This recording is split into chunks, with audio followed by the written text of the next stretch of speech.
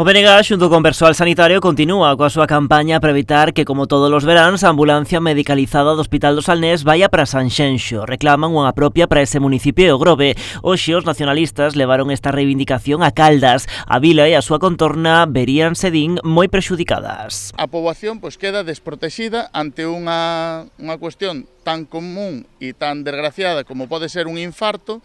Temos que esperar moitísimo máis tempo a que veña un helicóptero dende Santiago, cando teríamos a posibilidade de ter unha ambulancia medicalizada a escasos 8 minutos de Caldas de Reis no Hospital do Salnés, que é prácticamente situado no límite municipal.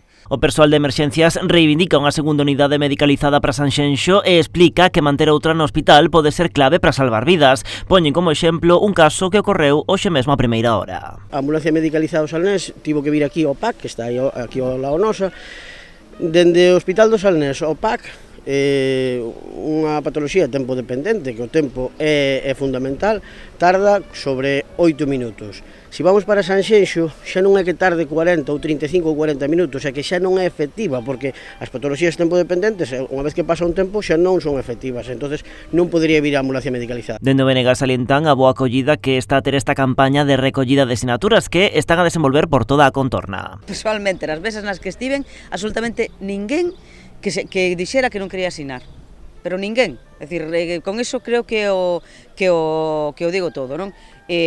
Como digo, o conselleiro dixo que a decisión non está tomada, pois a decisión só pode ser a que demandamos en estas recollidas de sinaturas. Si o Partido Popular ten algunha creencia pola saúde e a vida da veciñanza do Salnés e de concellos como Caldas, Cuntis ou Catoira, que tamén é unha das grandes perxudicadas. Logo de procurar apoios este luns en Caldas, este martes volverán a Vila García para recoller sinaturas na Praza de Abastos.